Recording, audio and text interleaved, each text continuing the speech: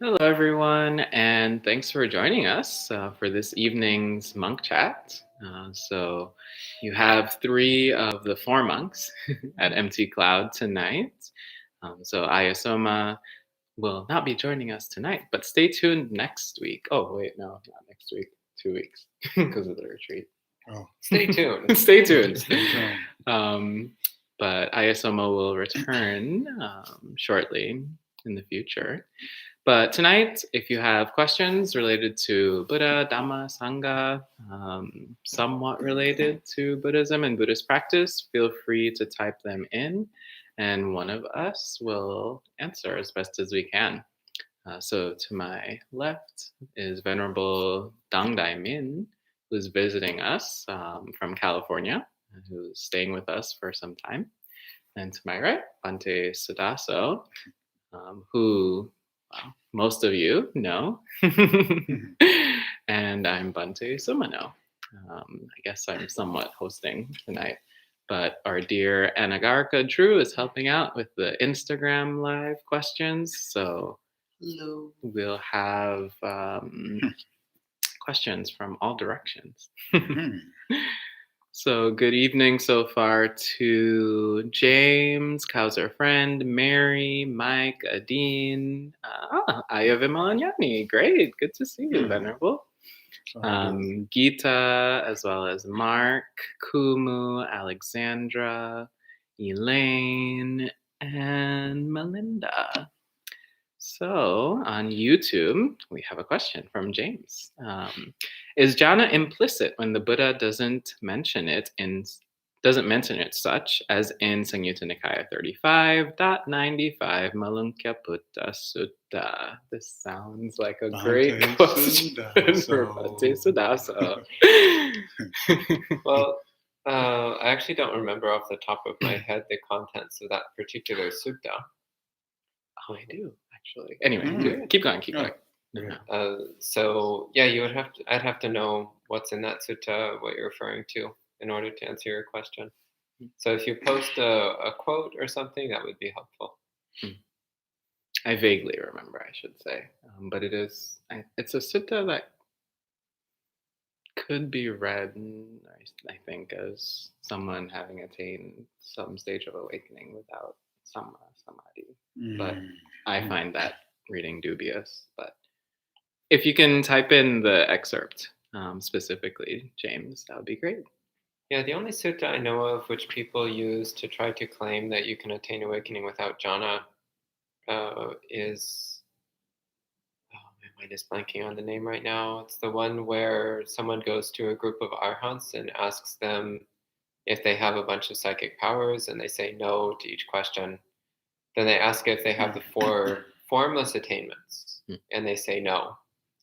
But the questioner never asks whether or not they have the four jhanas, but some people just assume that the sutta is implying that they don't have the four jhanas. But that's, to me, I always saw that as quite a leap, quite a stretch. There's no sutta I know of which implies it. So James says, the quote is, in the seen, heard, sensed, and cognized, there will be merely the seen, heard, sensed, and cognized. And then Malunkyaputta takes this to his fort and becomes an arahant, like in the Bahya Udana. Well, the thing is that we don't know what Malunkyaputta was practicing before that. Malunkyaputta may have already been a jhana practitioner prior to receiving that instruction. And that because his mind was already so advanced in samadhi and in mindfulness that he just needed a wisdom teaching to cap it off. Similarly with Bahya, Bahya was already a meditator and had been a meditator for decades. So Bahya was probably already extremely well versed in samadhi practice and in jhana. So he similarly just needed a wisdom teaching to cap things off. That would be my understanding. Thank you, Bhante. We have a question on the gram from Charlie on the gram.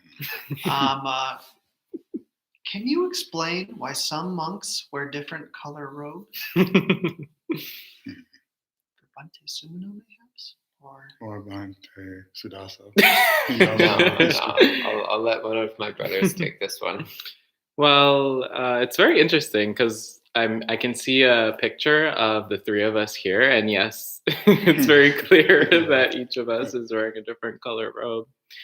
I can really only speak to the Theravada tradition about this one, so maybe afterwards, Venerable could maybe speak about the Mahayana tradition.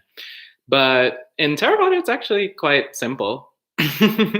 In days past, if you will, the monks just dyed their robes with the dyes that were available. So there were regional differences because there were differences in regional plants. For example, in Thailand, the jackfruit tree, the dye from that tree produces a color that's very similar to what you'll see a lot of, particularly Thai forest monks wearing. But it's not that someone sat down and said, this is the national color of Thai monks, so now we'll use this. So originally, that was the reason. And even within Thailand, you'll see that there are differences, especially because different trees have different dyes, even if of the same species. With industrial sort of dyeing, then things became a bit more standardized. But still, in different monasteries, like this one, you'll see monks in the same tradition, say with slightly different colored robes, because different robes are aged differently. And I, for example, just dyed my robe, so it changes color over time. So that's one explanation. Different countries have different colors that are common. And even, say, in the United States, where monastic Buddhism is really still quite young in a lot of respects, there tends to be a bit more flexibility. I know one monk, Bhante Jayasara, actually, who he has a reddish color robe, and he likes that because to him it symbolizes like the red in the American flag, for example, which is interesting. I'd never thought of that. But others, a monk in Australia likes that the color of his robe matches the color of the soil in the outback. So yeah, local, regional differences.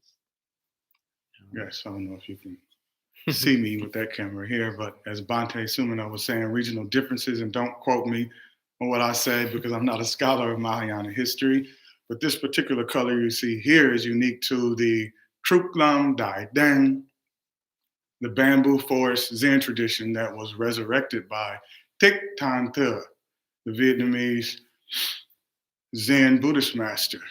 And so I haven't seen this color elsewhere, but generally among Mahayana practitioners, you'll see Mahayana monastics with brown. And this is actually more of an orangish or darker yellow, but it looks brighter under this bright light here. So, and I believe also in China, there was an issue with wearing the ochre robe from India. And it probably had to do with politics and power. Perhaps Bhante Sudaso, I don't know if you know part of this history, but I was told that the emperor at the time when Buddhism, as it came to China in different ways, didn't like the color of the robe of the ascetics, the contemplatives. So it's been modified in China. And you see it's a different style robe and these long sleeves, unique, the Vietnamese Zen tradition. It is interesting, so you should look up that history and satisfy your curiosity. And you'll see the different flavors of the Dhamma. So, Charlie on the gram remarks, "Oh wow, what an excellent answer." Thank you. All right. And we have a question from Adine. This week, we read the Tingsamata Sutta on the urgency to practice to exit samsara. On the 31st, we'll hear a talk called Loving the World. How can one love samsara? Is delusion-free joy even possible? Since Bhante Sudaso is giving that talk, maybe he can share some words. Well, first thing I would say is that the title "Loving the World" is referring to loving the inhabitants of the world, not necessarily samsara itself. But it is important to watch out for the pitfall of hating samsara. So this is a pitfall that many Buddhist practitioners, especially Theravada practitioners, tend to fall into, is the error of hating samsara, being disgusted with samsara. And if you fall into that trap, then you're just lost in defilement. That doesn't lead to awakening. It just leads to more aversion. So that is actually something that we need to watch out for. So disenchantment is what we're aiming for, not disgust. These are actually, that'd be a great Dhamma talk topic. Disenchantment versus disgust. Yeah. Let's put that one on the list. Yeah. So as for your question, is delusion-free joy possible? Yeah, absolutely. Absolutely. That's what a Buddha has. A Buddha has joy without delusion. Yep. Great. We have another question from Charlie on the gram. Two questions, actually, though they seem quite related. How do monks deal with new eating habits and that they usually do not eat past a certain hour, etc.? And then in addition to that, do you all get exceedingly hungry and feel the urge to sneak some delicious cookies in? I ask because years ago I saw a monk eating some chips late at night, and he looked at me and went, as if he felt bad doing it. Oh, wow. What a story. Maybe you'd like to go first, Venerable. I I think we can all add a little bit to this question. Well, it also depends on the disposition of the person in the background. So I myself, I did a lot of intermittent fasting before I got into the Dhamma, actually. So, but I was eating at night. So I would stop eating at around 7 in the evening and eat at around 11 a.m. the next day, 16. Then sometime I'll make 18-hour fast. And I didn't really get hungry because I would eat to my contentment in that 8-hour window during the 16-hour intermittent fast. But we do have allowables. So dark chocolate, for those who like it other than some of the venerables here. Dark chocolate, which is nutritious and is a medicine. Ginger. There's cocoa, hot chocolate, which we actually had earlier. So there are many things that we are in this tradition, and it's different in each Theravada monastery regarding what's an allowable. But we have some freedom and wiggle room regarding what we can eat that's still medicine and allows us to have some calories so we're not zapped, parched, and bereft of energy, which we need for the practice.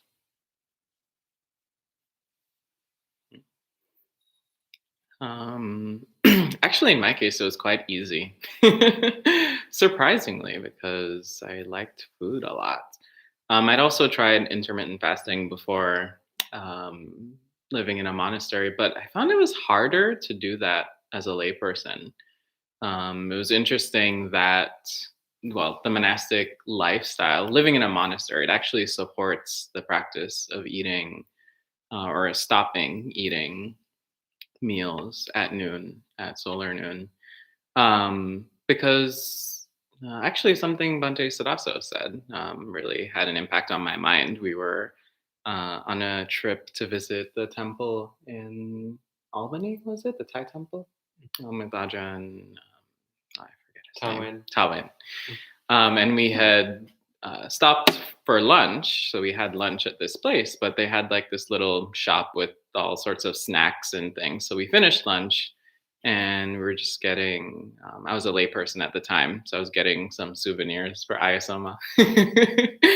And the, the shop is filled with all sorts of snacks and treats and what have you. And Bhante Sadaso had said, "Oh, it's actually interesting when I'm in places like this. I just kind of look at all of these things as if I were looking at pieces of art in a museum or pieces of artifacts on exhibition. Just like in a museum, you wouldn't take it and walk away with it. I hope.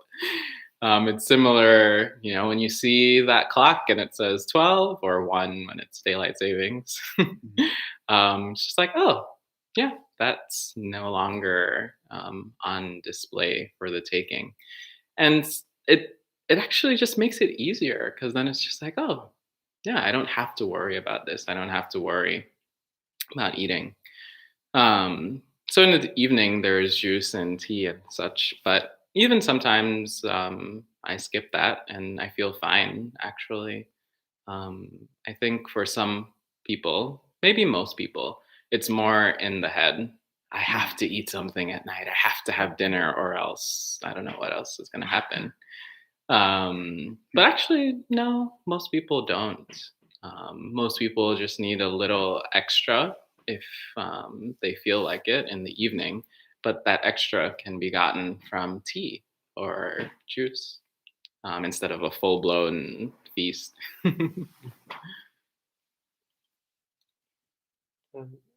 In my case, I was actually never really much of a food person as when I was a layperson. I was never really that interested. Um, so when I became a monk, it really wasn't complicated for me. It was just, well, there's times when you can eat and times when you can't. So it was just like, oh, it's fine. I never had trouble getting enough to eat. Again, it's quite possible. The vast majority of people can get by perfectly fine just eating once or twice a day. One thing I would say about your story of catching a monk having a snack late at night, what I would say is don't assume. So sometimes monks have medical conditions which mean that they actually can't. They can't eat only in the morning. Sometimes they actually do medically need to have a little snack in the evening. And monasteries will usually make accommodations when there's a genuine medical condition. Similarly, sometimes people need to take pills or something that require solid food in your stomach. So monasteries will often make exceptions in those cases as well. Or it's entirely possible that the monk you saw was just giving in to a little bit of greed because the truth is that most monks are not enlightened yet. We're trying, but most of us aren't there yet. So most of us still have some unresolved defilements that we're trying to deal with, but we do express them every now and then. So have a little bit of compassion for the unenlightened monks of the world because that's most of them. There were 2 more questions, but I don't know if you wanted to. Yeah, we'll take a couple from from YouTube. Alexandra says, I can't quite understand the concept of dependent origination. I've watched a couple long videos about the concept, and I'm more lost than before I started. I'll take this one, but feel free to add in if you'd like. Well, you're not alone, Alexandra. Dependent origination is... Dependent origination is, it's actually, the Buddha says, it's quite hard to see. It's quite difficult to see and understand. In one sutta, Ananda, who had already attained stream entry, so he already understood dependent origination, said that it's so easy, so simple. And the Buddha was like, no, it's not. It's actually quite advanced practice. So in your case, I would actually say, don't worry about it so much. It can be something that you just have in the back of your mind, have on the back burner as you continue your practice in ways that are more concrete or ways that are clearer for you to understand. And what you'll find, at least what I found in my case, is that actually from doing even some of the most seemingly mundane things, these small realizations start to happen. Things start to make a lot more sense when, truthfully, the mind just becomes more receptive, more peaceful, more open, more still, starts to see things more clearly because we're not caught up in greed, hatred, and delusion, because we're not just running on autopilot with our habits, because we're taking some time to meditate, we're taking time to be kind and generous. So when the mind has that serenity and peacefulness, then you'll find when you reread the same sutta that you've probably been trying to read for a dozen times, that, oh, suddenly this one part makes sense. This experience that I had the other day, when I look at it in terms of dependent origination, oh, it makes sense. So it's something that actually unfolds naturally. And that's the sense that I get actually when I read the suttas where someone attains stream entry. You can get this sense of a natural unfolding of their wisdom um, that you can't really force. So don't be so hard on yourself. Maybe you can stop watching long videos on dependent origination and do something else, actually. And if you come back, you'll find that you'll have a fresher pair of eyes to see. So I agree with everything Bhante Sumano said. I think that's very good advice.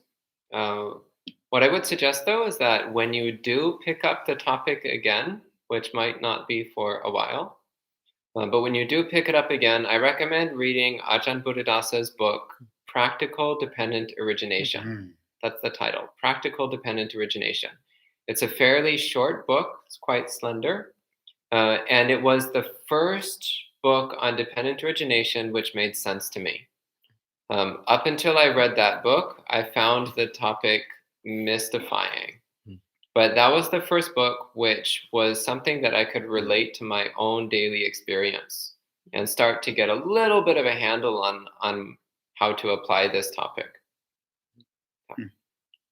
And James explains a little bit, I guess, more about what he was saying. That there are countless suttas like Samyutta 22, 122 that imply the same, but I guess you already addressed or said enough about what you wanted to say. And just briefly, I would say, don't, when the Buddha explicitly says something over and over again, don't get too caught up on the possibility that some suttas might hint at an implicit statement to the otherwise.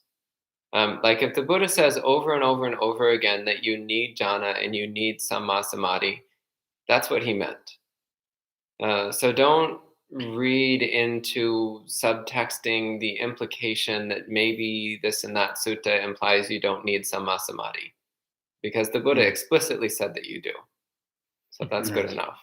And I would just add, until we get that, remember the term dependent. It's not independent. It doesn't exist from its own side. It is impermanent because all the teachings of the Dharma are linked.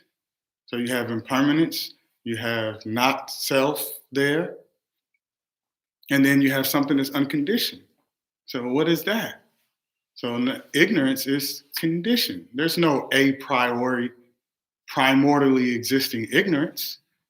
It has a cause, and it can be obliterated through right knowledge, through understanding. And so until we get that, there's little ways you can, this is because that is because this is one way it's translated in the canon. And one thing I got from a wonderful teacher who visited Deer Park when I was there, Tai Kai Lee, you may have met him. Oh yeah, he's great. Wonderful teacher. He used to always do this. And if he sees this, he will smile because I took this from him. It's a wonderful teaching. What is this? With the coming together of, hopefully my hand is clear, the fingers curled inward towards the palm, we have what we agree upon is a fist. When I open the hand, there's no more fist. So there's a lot of ignorance, but through more and more understanding, seeing clearly, rousing the Dhamma eye, may we all attain that. Eventually there's no more fist. Zen way of teaching. And Kauser Friend says, I've heard people in the Zen tradition do not read many sutras and may even look down on doing so. Is this true? No. I was going to say, there you go. Wrong. False.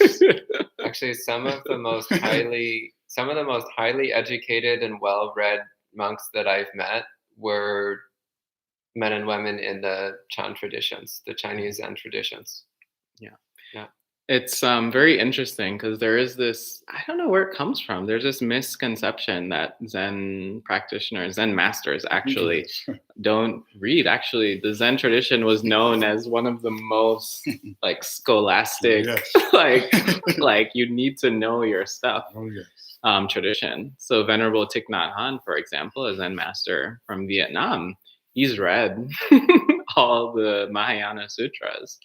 And he's read, I don't know if he's read all of the Chinese agamas, but he certainly knows classical Chinese, knows Sanskrit, knows Pali. And that doesn't come from, well, not reading. So, yeah, it's not true. Yes, and likewise, the master of this bamboo forest tradition, he always emphasizes study and practice simultaneously. They go hand in hand. Anything on Instagram? Got some stuff on the gram here. We have what seems to be a question in the form of a statement. It says, from springtime again. Alan Watts said nirvana and samsara are one and the same. So that's an example of a Zen saying which it's coming from the perspective of absolute truth. And if we read it through the lens of conventional truth, then we will get very confused. So from the perspective of the absolute, nirvana and samsara are inseparable. They cannot be pulled apart. You cannot define one without speaking in terms of the other. They only exist as opposites of each other. So in that perspective, then you can say that they are the same. Just as emptiness and phenomena are the same. They're just different perspectives on the same thing. In the same way, nirvana and samsara are different perspectives on the same thing. So in that sense, you can say that they're the same. They're not separate. The problem is that then people fall into all kinds of wrong views of saying, well, if we're already in nirvana, then I guess I don't need to practice anything. Similarly, there's a Zen saying which goes, you are already enlightened. So then people hear that. Or another one is, you are already the Buddha. So people hear that and they're like, oh, cool, I'm already the Buddha. That's easy. I guess I don't need to meditate and I don't need to follow the precepts and I don't need to study and I can just do whatever I want. But that's a complete misunderstanding, which indicates that they're in fact not the Buddha yet. So these Zen sayings are meant to snap an advanced practitioner out of a stuck position. They're not particularly helpful to people at the beginning or even intermediate stages of practice. They're meant for advanced practitioners who've gotten stuck somewhere along the way. So be careful with those sayings. If they're misapplied, they just cause more confusion. And James says, question 2. What advice do you have for someone using the perception of cessation in Guttara Nikaya 3.32 method? And would it result in jhana as well? That is, this is sublime, that is the letting go of craving, the ending of acquisitions, the stilling of all formations, peace, cessation, nibbana. So because this is I know. It's just that tonight's monk chat is turning into the Sudaso show. So I'm gonna have to pass on the next few questions. Okay. I actually gave a full talk on this topic a little while back. I think it was called Recollection of Peace. If you look it up on the YouTube channel. So I would refer you to listen to that talk and see what I said then. As for your question, would it result in jhana? Well, actually, technically, yes. But the method that's being referred to there, properly speaking, was, I would say it's a combined samatha vipassana practice. So a yogananda practice, a linked samatha vipassana practice. So it's a complete practice in itself that contains both samadhi and wisdom. And a question from, forgive me if I'm butchering this name, but Sridhar Jasiris. How do we stop overthinking? Well, first, note thinking. Can you do that? Just catch yourself when you're thinking. When you catch yourself thinking, is there thought in that exact moment, or is there a clear scene? So verify that. And then extend that. And then instead of trying to stop thinking, you simply try to see what's arising in the mind, watching it as it arises, as it persists, and as it disbands. And I guarantee you that's exactly what will happen. As Bhante Sudaso pointed out last week, impermanence is happening all the time. We're just not aware of it. We're sleepwalkers, zombies. Zombie apocalypse. Zombie apocalypse is here. So that's actually a good question, though, because speaking from my own personal experience, I remember I was probably in my mid-20s. I'm 40 now. And it dawned on me, why can't I stop thinking? It says a lot about karma, past experiences, however far you want to take it back. But just spontaneously, I thought, and it seems like there are a lot of Westerners that also have this experience. Maybe you can relate. Bhante Suman, I was like, why can't I stop thinking? Of course, now I know I'm not going to try to stop thinking. That's foolish. Perhaps some can just say stop, but not me. But I can see it. Actually, I can't say stop. I recommend that practice. Sometimes I say to myself, stop. And then temporarily you see clearly, and then back to sleep again. But you can extend these periods of being awake. You can have Buddha moments. That I know from experience. So hopefully that will help you. Just note, just see it, or actually note thinking, imagination. And welcome to Amaranta and Miguel. Good to see you, as well as Suzanne and Yudi. And Andre says, hello, Venerables. The flowers on the altar are very nice. May all be well, healthy, and happy.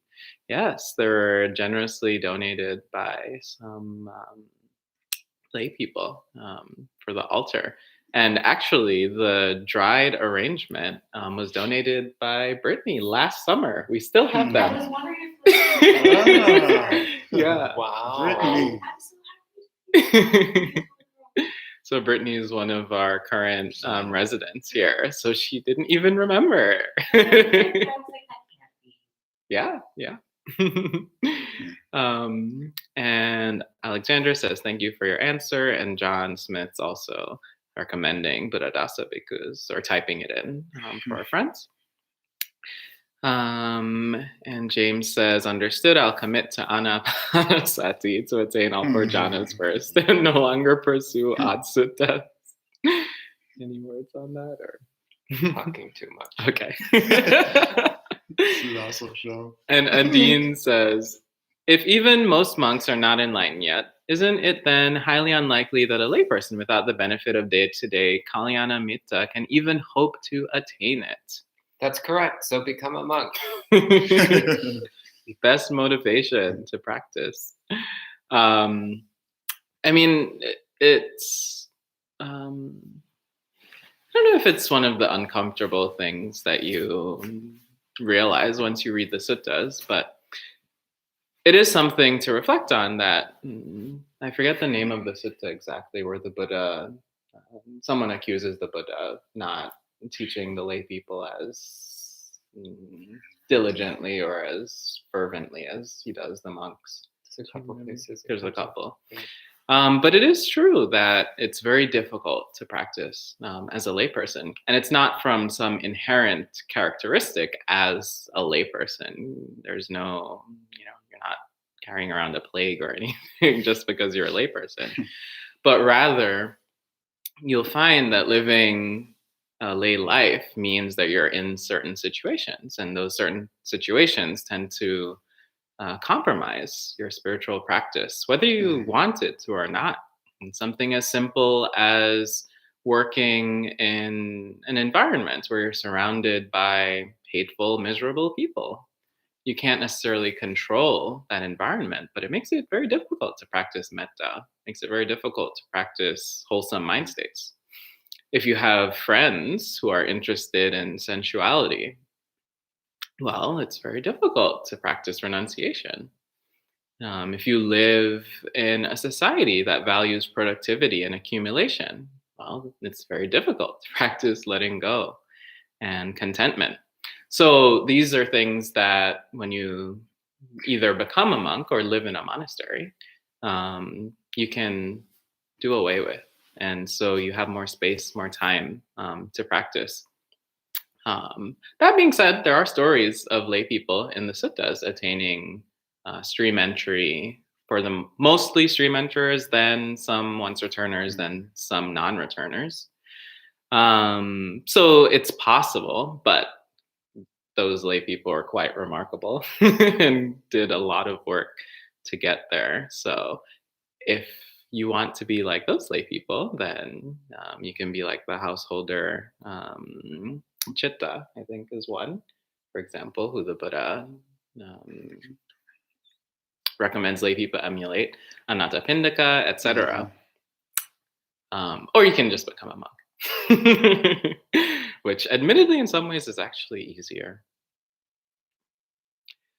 All right, and James says, so that one does lead to jhana. Thank you, Bhante. I've had much better success with that meditation than anapana. And Denise says, can monks eat dishes prepared with wine used for enhancing flavor of mushrooms, say? Maybe Venerable, you want to talk about how the Mahayana tradition handles that? Or at least in your tradition. In our tradition, I don't recall that being acceptable. Of course, sometimes we don't know what's in the food when people bring it. We'll say, is this vegetarian? Because as most people know, in Mahayana Buddhism, we only eat vegetarian food. Some traditions no eggs. In some schools, they will allow eggs. I would say no, the more diligent ones probably would not accept it. Well, so the issue with kombucha, for example, which is not an intoxicant, but it has 0.5% alcohol. And I know some Theravadan monks that will drink kombucha. So it depends on the particular lineage or monastery. The usual answer I was given was that if you're going to use wine in cooking, that you should first burn off the alcohol. So I used to live at a monastery where they did have cooking wine, but the kitchen people were instructed to always burn off the alcohol before using it in anything. As far as alcohol content, what it actually says in the Vinaya is that if something contains such a trace quantity that it cannot be tasted or smelled, then that's acceptable. So this is why kombucha is often considered okay, is because when something has such a tiny quantity of alcohol, you can't even taste it. We've got a few questions here. So Charlie on the gram dominating. He asks, I apologize for this personal question, but how do monks deal with not wearing anything other than robes? I just discovered that monks do not wear undergarments. Shocked face. Having 3 robes, well, actually, usually you wear 2 robes, it's so easy. God, it's like you get out of bed And you don't have to think about your outfit. Yeah. You don't have to think about what to put on. And it literally takes you less than a minute to get ready. And there are moments when things happen and you have to rush out of your room, and you're very grateful that you pull on your bed sheets and you're ready to go. So actually, it's so much easier than wearing like lay clothes. In some situations, you miss tailoring sometimes, but most of the time, yeah, windy days, Windy days. windy challenging. days and cold days. It's true. But in the summer, I mean, you can tell that this tradition was born in ancient India. In the summer, it's the perfect. Yes. It's the perfect Breathable. attire. So it's very easy, actually. Ditto. You can take one more from Instagram. This one's from Nancy Henderson. She asks, can Buddhist teachings be merged with psychotherapy to help clients, or is this problematic? If so, where would a good starting place for a therapist be to start? A good place to start with a therapist, I think. Koan's Heart Sutra suggestions? I do suggest Joseph Goldstein, a wonderful Dharma teacher. And I recall years ago, so I'm definitely going to paraphrase this, but he was saying he found out through his experience, okay, yes, it's useful for someone to see a psychotherapist, for them to uncover some trauma that they've been unaware of, coming from that unconscious, and then to see it in the clear light of sati, mindfulness, and let it go. As long as you make it a part of letting go practice, okay. But it could be problematic if someone doesn't have a thorough understanding of mindfulness and really the whole Dhamma in general. So that's my take on that. Yes, psychotherapy it could be beneficial, but remember that, as the great teacher Ajahn Chah would say, something else to let go of, even if it is true. Yes, this did happen to me in the past. Oh, horrible memories coming up. That's not you. That's not self. That's also the stream of impermanence, as horrible as an experience you may have had, and the best experience you had. Impermanence, not you. Yeah, I'd like to add a little bit to that. There's a great quote from Bhante Sujato. Bhante Sujato says, Buddhism begins where psychology ends. In other words, a lot of people have very coarse and powerful neuroses, which, if they try to just practice Buddhism, they're not going to do particularly well at dealing with those really big neuroses. And those things are usually better taken care of through psychotherapy. And then after the big issues are cleared out of the way, then Buddhism becomes more useful to them. The other thing I'd really emphasize, though, is that realistically, a lot of people, what they really need to practice is morality. So kindness and generosity. When people talk about Buddhist practice, they tend to immediately think about meditation and deep states of samadhi and mind-blowing experiences of earth-shattering insight. And let's be realistic. If you're mentally unstable, that's the last thing you want to happen. If you're mentally unstable, you need to learn how to be nice. And you need to learn how to care about others, and you need to learn how to care about yourself. And you need to learn how to do kind, generous things for each other. And realistically, you also have a lot of bad karma, so you need to work on building up some good karma. So Buddhism starts with generosity and morality. So start with that. As far as the intersection of Buddhism and psychology, there's actually a number of psychologists who are themselves Buddhists who have explored these issues. So it's worth looking at all of that, of course. Unfortunately, many of those people tend to overvalue psychology and undervalue Buddhism, which then leads to a lot of confusion about which is which and where the lines are between the two. So when in doubt, consult your local monk. and they can help you discern which is which. I'd also like to add a little something. Seems to be an interesting topic for the venerables, anyway. So whenever people ask about psychology and Buddhism, I find it interesting because I feel like sometimes people tend to think that because something is happening, say, in the mind, that it's something that should be addressed with Buddhist practice only. And I say that to compare, for example, if something happened to the body. So if we cut ourselves or if we break a limb, well, Buddhist practice can be helpful in dealing with that experience, but most likely we'll need to go to a doctor. We'll need to go to the hospital. And the mind is similar in that there are certain things that happen to the mind that are best looked at and treated by a professional. Similar to what both venerables said, because there are certain things that if we try to apply Buddhist practice to it, one, we'll have no idea what we're doing. And two, we could actually make the situation worse because we don't know what we're doing. So I would recommend to see certain afflictions, mental afflictions, as medical issues that need to be addressed by medical professionals. And to see Buddhist practice as a practice that is accessible to you, even if you're experiencing psychological distress. But as a practice that is best done once that sort of coarser distress, like Bhante Sudaso was mentioning, has been dealt with. And you'll see that it becomes actually much more useful in that sense. We don't want to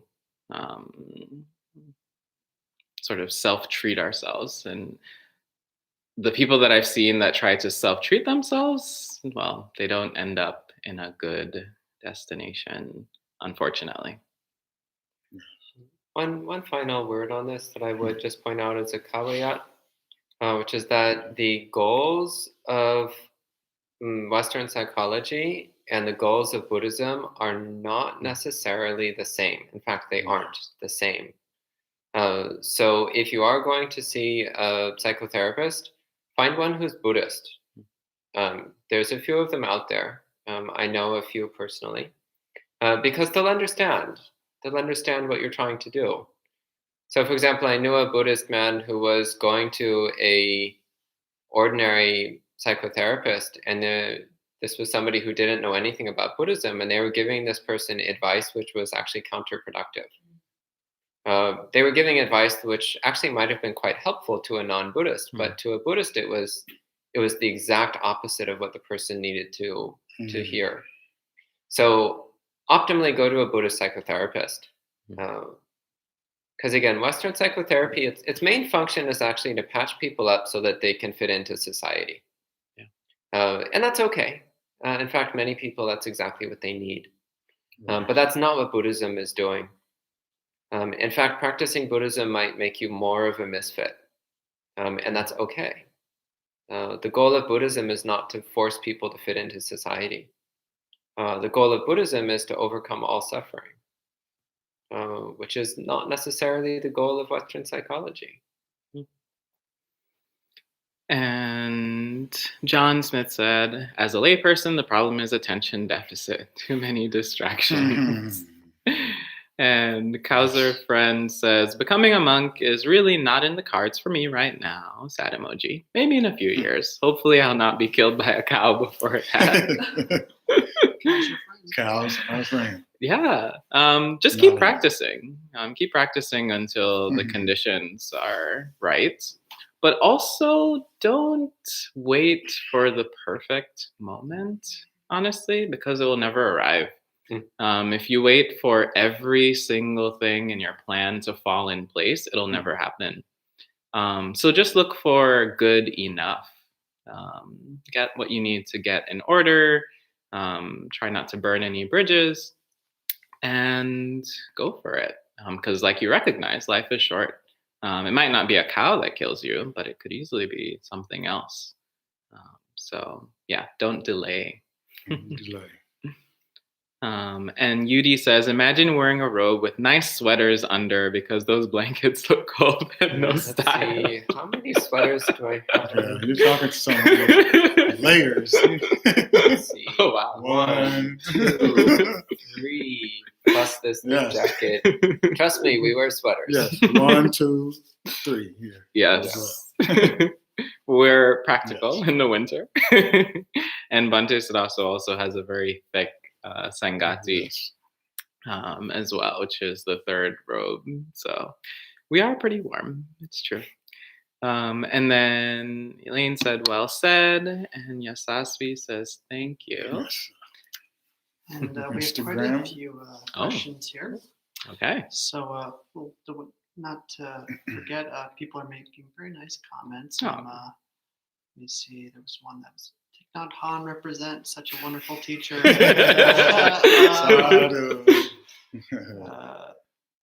Few people offering emoji flowers. And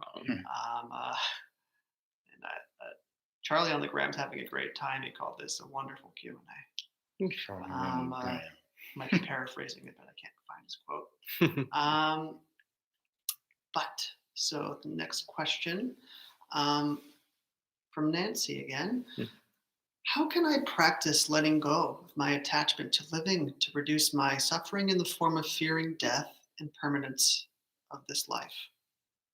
So letting go of attachment to living in order to reduce suffering in the form of fearing death or impermanence of life. This is not the Sudaso show. Yeah, he's already made that clear. So, well, there's myriad attachments. So begin with,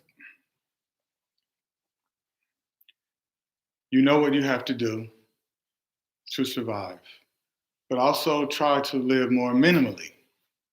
Do you really need all that you have? You need a smartphone nowadays. Right? So we're using one right now, so can't get away from that. You need a vehicle, unless you live in New York City, on the East Coast where there are trains, but most of the country, you need a vehicle. But there's a lot that you have that you probably don't need. So you can simplify your life without becoming a monastic.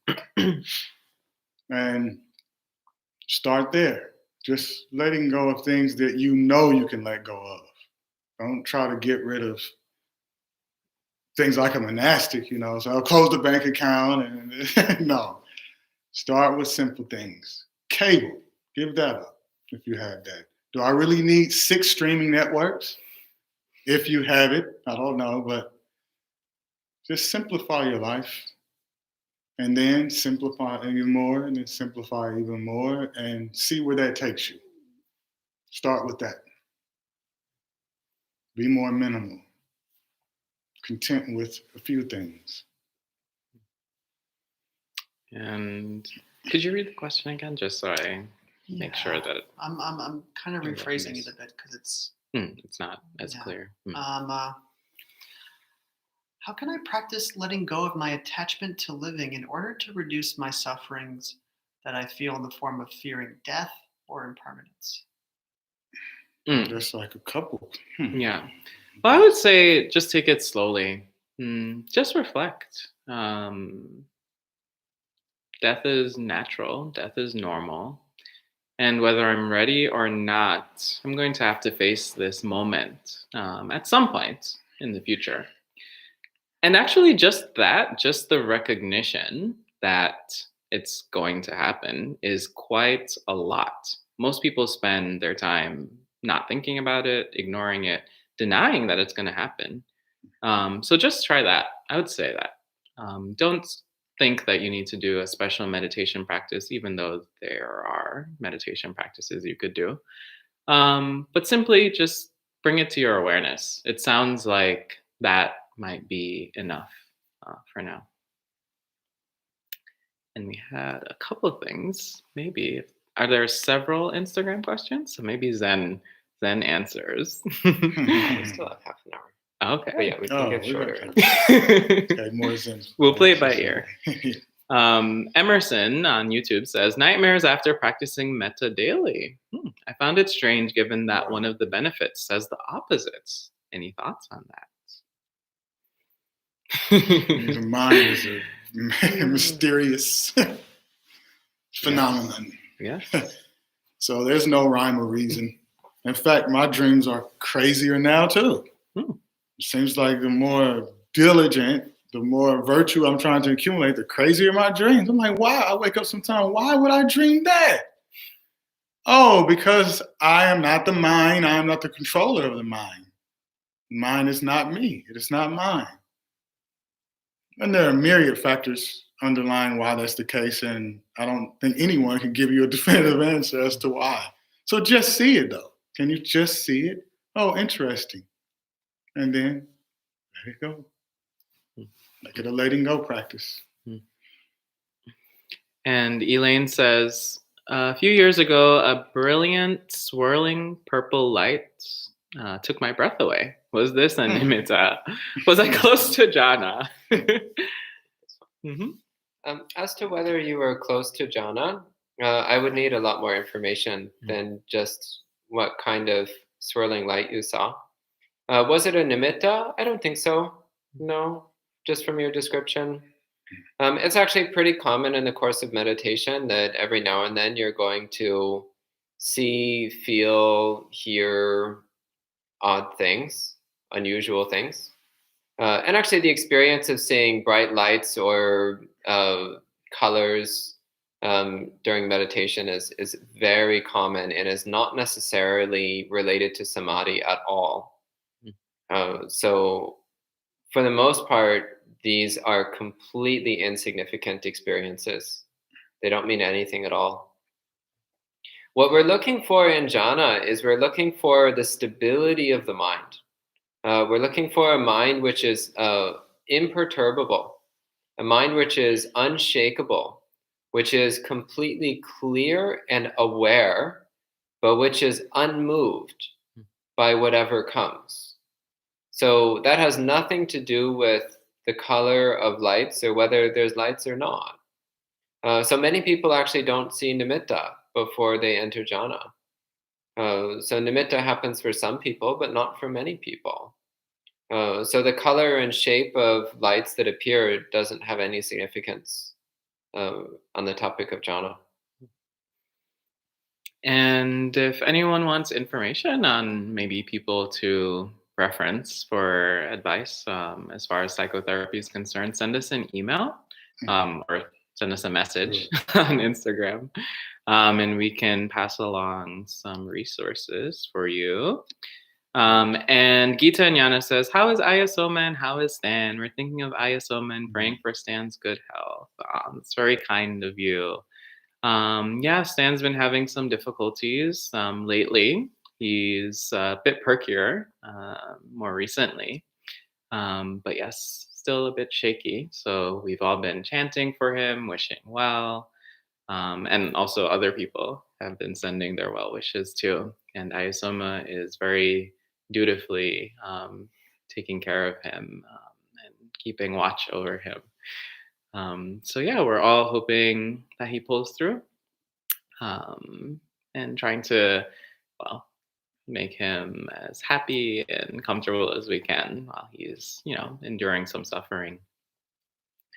And then Yudi says, I gave up my phone, cable, friends, fools, dating, drinking, smoking marijuana, and I still deal with Mara. It's like Mara is trying for me not to practice. Would you like to comment?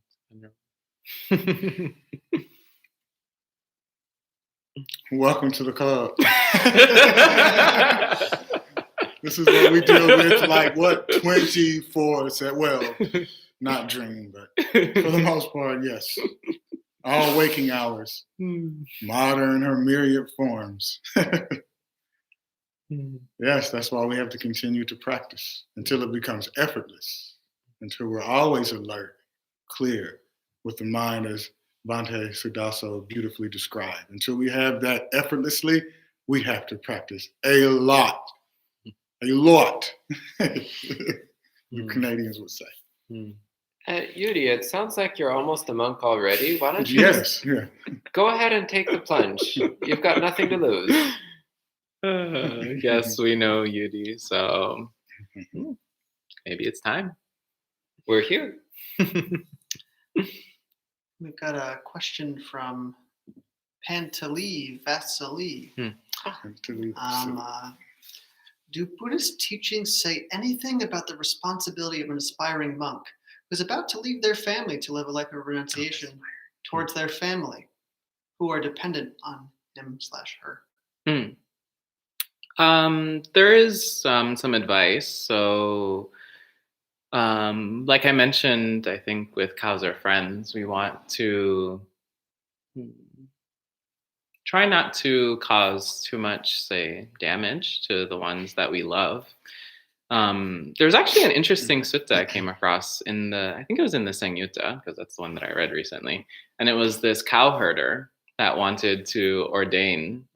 He just encountered the Buddha out and about, and the Buddha gave a teaching, and the cow herder was like, well, I'm sold. I want to ordain me like on the spot.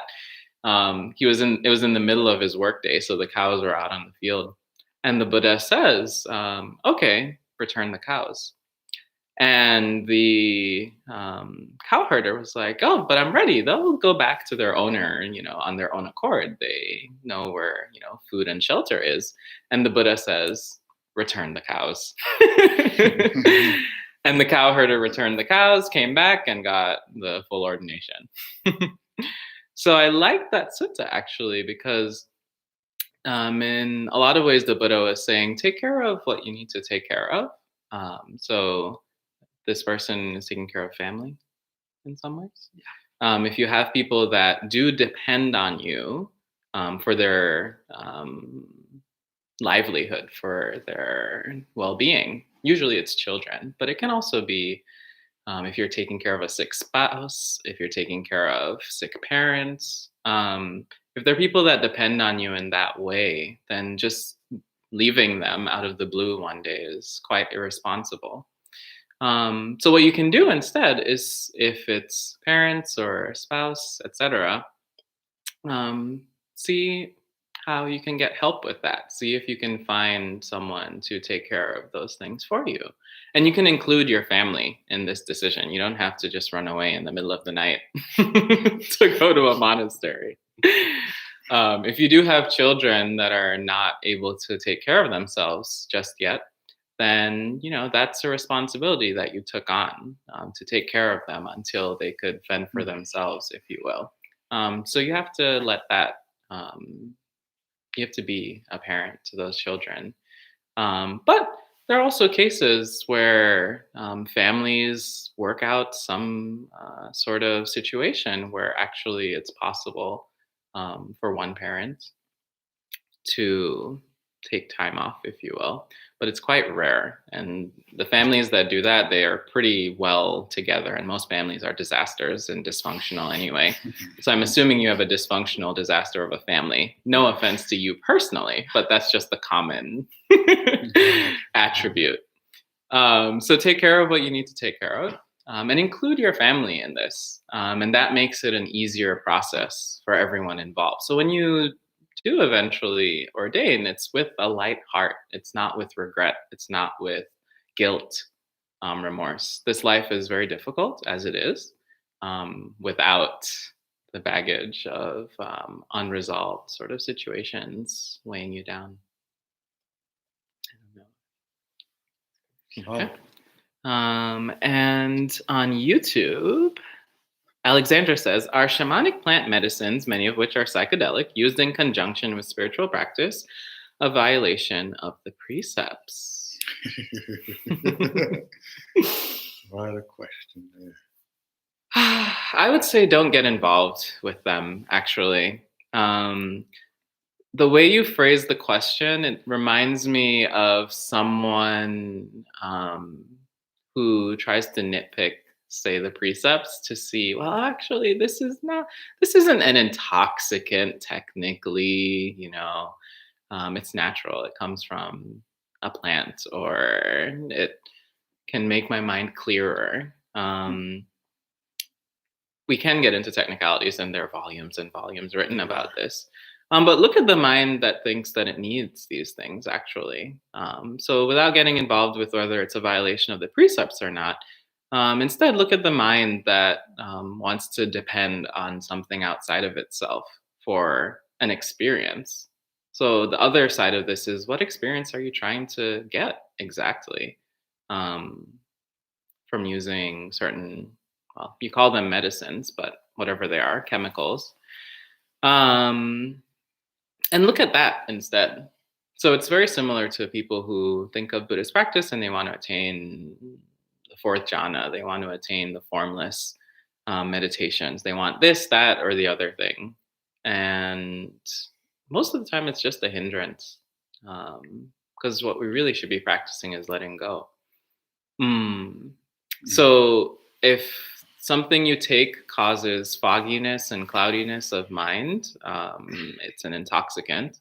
But even if it doesn't cause that, there are certain things that are just not good for the body and the mind. Bhante Yuttadhammo talks a bit about this, using certain chemicals that seem to produce this serene and clear state of mind, but they're still doing a lot of damage that you don't realize until afterwards. So tread carefully, I would say. Carefully, yes. That played a crucial role in how I came to the Dhamma. So I feel inspired to speak on it. But I haven't touched it since then. It was 2017. I actually wrote a wonderful piece called Tryptamines and Reality. It's part of my anthology, soon to be published. And I talk about it from experience and from a scientific point of view. And it is very potent substances, these entheogens as they are called, these psychedelics, mind-altering or mind-enhancing, mind-illuminating substances. And yes, it's true that we drink coffee, which is a mind-altering substance, and it's nicotine and many other things. But they're all experiences. So now when I meditate, I'm able to experience to a sustainable extent bodily bliss that I experienced on my first psychedelic trip with LSD. And it was almost unsustainable at times. It was very unstable. My heart rate was seemingly out of control. I had a sitter present with me. But also I was meditating as well. So I had the background of, not as a Buddhist at the time, but I knew how to meditate, follow my breath. Later I discovered that's an aspect of anapanasati. But I'm telling you this because I did it and I put it down. And now I'm experiencing bliss that's sustainable. I can sit, not all the time, but get up and walk and carry that bliss. Carry that joy, that tranquil joy. Well, Bhante Sudasa, you mentioned something earlier about the contentment. It's a tusita. Yes, that would describe what I experience now quite frequently as a monk in meditation. I can't say that's what I experienced with LSD or 5-MeO DMT, which is what I tried, which is the strongest substance on the planet. FYI. You're looking at someone who tried the most potent known psychedelic on the planet. And I almost died, and it was terrifying. And I came out of that experience humbled. I began to practice more diligently, and I became a monk. And I haven't touched it, and it's been over 3 years. So contemplate on that. You don't need it. All you need is to learn how to meditate properly, and you will have all type of experiences. But all experiences, they're conditioned. They also must be released if you want to be awakened. Yeah, I tend to think of psychedelics as being a bit like rolling the dice. If you're already a total chaotic, disastrous mess, which is actually true for most people, then you're just going to shake the dice, or actually even better is, what's it called? Boggle, I think. Yeah. There was this game where you had like a a cube and you would fill it with these dice, and the dice had letters on all sides, and you would shake it. Oh, And I you were remember that, hoping yeah. that the dice would just randomly fall into the shape of meaningful words. That's basically what psychedelics are like. If your mind is already a chaotic mess of meaningless letters, you shake it and shake it and shake it, and maybe it just accidentally falls into something meaningful. But that's not a repeatable or reliable source. And actually, after you return to your normal state of mind, most people lose whatever spark of insight they may have had. They usually lose it within a matter of days, or faster, within a matter of hours or minutes even. And then they're like, well, I guess I need to shake the boggle cube again. So they shake it and shake it. And this time it's actually nothing meaningful. So a week later, they shake it again and nothing meaningful. They shake it again. And this time it says something that looks interesting. But it's just this constant pursuit of trying to hit upon those sparks of insight. But it's not a reliable, sustainable, or particularly deep-reaching way of transforming the mind. And it tends to bring with it a lot of confusion. So I remember a long time ago when I was a teenager, and I did lots of things that teenagers do. And what I remember, the predominant character of those experiences was confusion. There were moments of bliss, there were moments of insight, there were moments of clarity, but mostly it was confusion. And so when I found Buddhism, I was like, here's a path which clears away the confusion. Here's a path which produces reliable, systematic development and deepening of wisdom. I don't need to shake the boggle cube anymore because I'm learning how to write words, and I'm learning how to write phrases. I'm learning how to write sentences. I'm learning how to read. I don't need to just shake the cube and hope it randomly falls into something meaningful, because now I know how to produce meaning. Those are my thoughts on the matter. And I think we can get into the Zen Oh, time yes, answers. definitely. Yeah. 15-minute mark. So Mark says, in Hinduism and a few other religions, there are subtle bodies that are spoken of, like astral, causal, etheric, etc. Even Ajahn Mun referred to attaining the luminous body to work with a bad deva. Did the Buddha ever speak of this? In some ways, different words. So there's the mind-made body, so bodies that can be produced with psychic powers. So briefly speaking, it's spoken about in the suttas, but it's completely inconsequential to the path of awakening. So, yeah. Nailed it. Springtime Again says, we hear of people who say that all of life is a meditation, regardless of being a monk. Being a mom or a lay person is the same thing, basically? No. Sentences. Okay, next question. Charlie on the gram. That name is Charlie on the I love it. Best name ever. Best name on Instagram. Emptiness versus nothingness. How can we better understand the similarities and differences between these two? There seems to be much confusion with this topic of sunyata. Practice the Noble Eightfold Path. Yeah. And it becomes clearer, honestly. Practice kindness, generosity, and renunciation. Like Bhante Siddhaso said, most people can't even do that. And if you can't do that, then how on earth are you going to understand emptiness? The mind, literally, the Buddha says, will not be able to see it. You will not be able to understand.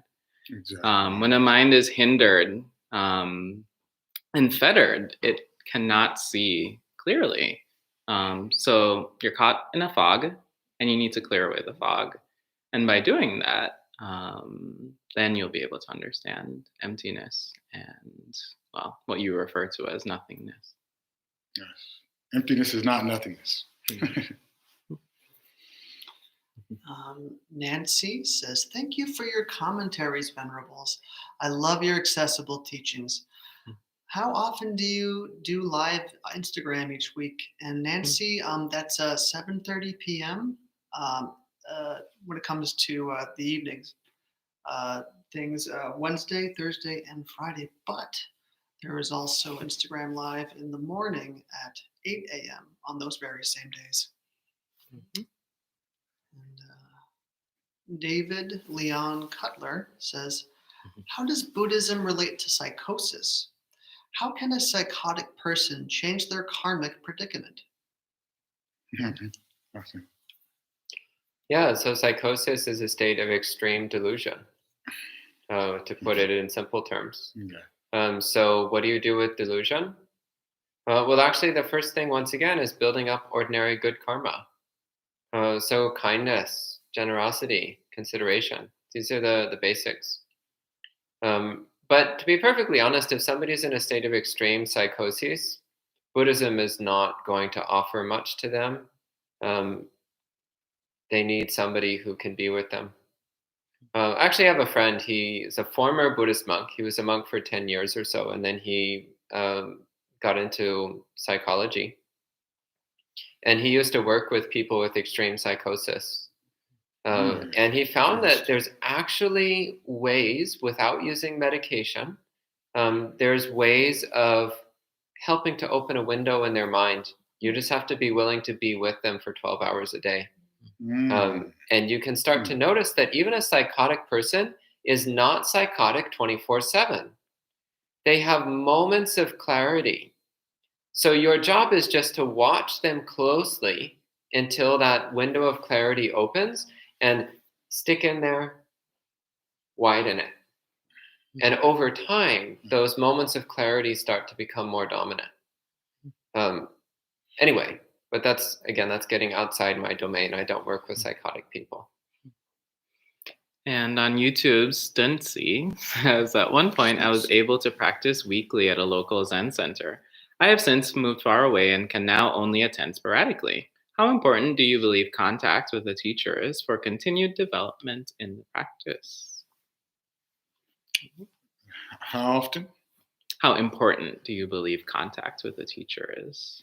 An authentic teacher, presumably, as weekly, if possible. If not weekly, then bi-weekly, once a month, in retreats. We will be opening after the pandemic, correct, here? So yes, monasteries, Buddhist temples, like where I started out.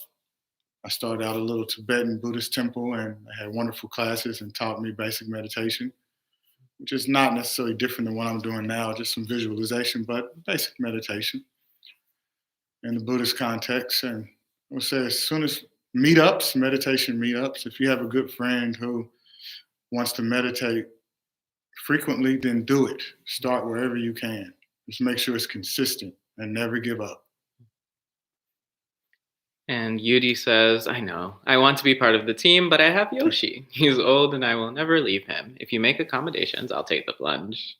Yoshi. Yeah, sorry. We already have one severely ill animal in the monastery. I think 2 would be beyond our capacity. Yes. Our hearts can only handle so much. Yeah. And AP says, all mind-altering substances bring one closer to Mara and further from the Dhamma. I would make an exception for caffeine. Caffeine in moderate amounts seems to be okay. Agreed. And from Nawang Dundup 1998. Nawang, thank you.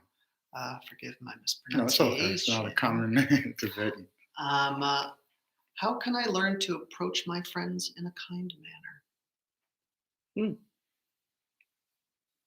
Be kind to yourself. Are you kind to yourself? If you're not kind to yourself, you will not be authentically, genuinely kind with anyone else. I know that's cliche, but that's the truth. Most people don't realize they're not kind. For example, if you beat yourself up all the time, I am this, I'm that, I'm no good, I'm not a good meditator, I'm not a good person. That's not kindness to yourself. Generate kindness, compassion, empathy within and radiate it out in your thoughts and in your speech and in the deeds you can do in whatever capacity. That's what you can do right here and right now.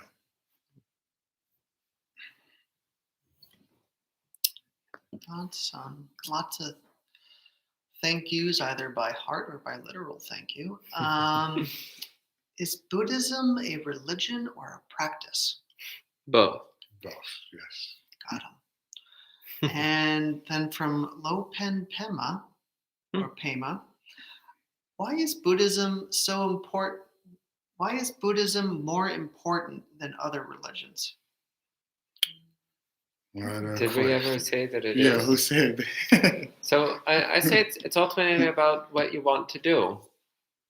It's like asking, is a hammer more important than a saw? Well, it depends on what you're trying to do. So different religions are trying to do different things. So Buddhism has a particular purpose, and if that's your goal, then Buddhism is the right tool. But if that's not your goal, then Buddhism's not the right tool, and something else might be better. From Charlie once more, are monks required to give up past activities such as rock climbing, golf, martial arts that they did as a layperson? Yes. Next question. From Layla Janik. I think I mispronounced that. How do I go about learning more about the Buddhist religion? I really love the religion and want to learn more. It's so beautiful. Heart. In the Buddha's words? That's a good start. Yeah. Yeah. Is that the actual title though? I just threw the in the Buddha's own words or something like that. In the Buddha's words. In the Buddha's That's words. the There title. you go. Start out there. One masterful. Yeah. By Bhikkhu Bodhi. Bhikkhu Bodhi. And on YouTube, Geeta asks, Bantes and Aya, hope you already got the COVID vaccination or getting it soon. Well, Venerable is fully vaccinated, so he's the lucky one. Hopefully the rest of us will be on our way. And Stuncy says, thank you. Just one more quick one. What is your guys' opinion on taking bits and pieces from different traditions, or is it best to go deep into one and stick with it? As I said, I was involved in Zen, but I'm now enjoying watching you guys. Yeah, there's no problem. As long as you're practicing the entire Noble Eightfold Path, it doesn't really matter whether the book you're reading is labeled Zen or Theravada or Vajrayana or whatever. Doesn't really matter whether the teachers you listen to stick one label or another on themselves. The important thing is that you're following the entire Noble Eightfold Path without omitting anything, without leaving anything out. And so all three of us here have backgrounds in Zen practice, but also some taste for Theravada practice. So I don't think any of the three of us see any conflict. Agreed. Yeah. No conflict. Yeah, so we all seem to be on board with at least combining Zen and Theravada. Right. The practice, that's the key. Practice. Yeah, Noble Eightfold Path, that's it. That'll take you all the way. What is love from the Buddhist perspective? Metta. Yes, true. What Thich Nhat Hanh would call true love. Which love are you talking about? Puppy love, or as they say in the West, puppy love. That's not love. That's lust and attachment. I mean, we all know that. Baby, I loves you. No, you don't. Done.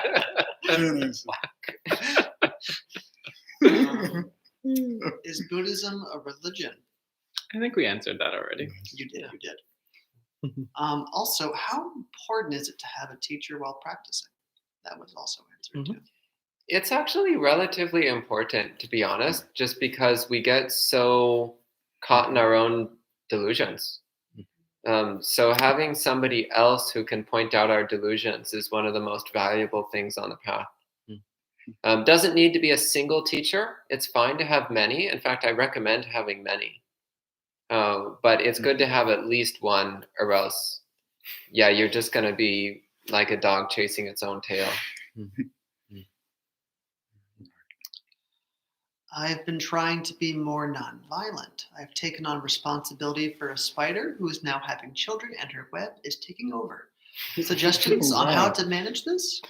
I don't know whether to take this seriously, but you want to practice non-violence with wisdom, not with stupidity.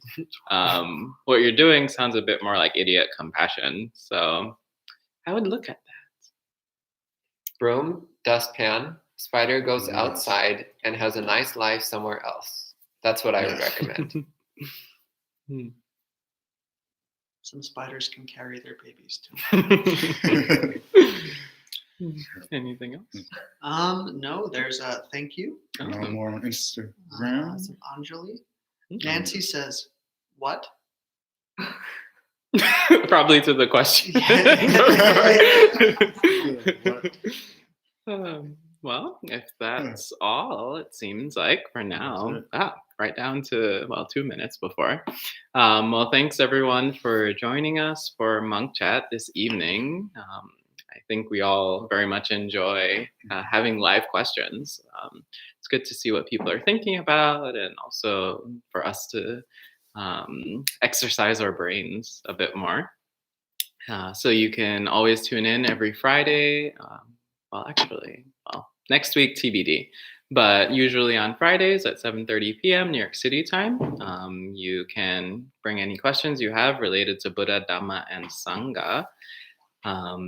But our usual schedule of Wednesday, Thursday, and Friday live streams continues. Next week, Bhante Siddhaso will be giving a series on Introduction to Meditation, which I can predict will be good for beginners, people in the middle, and people near the end as well.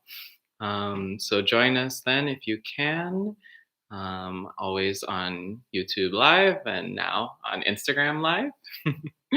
So we can end tonight with 3 sadhus. Sadhu, sadhu, sadhu. And enjoy the rest of your night.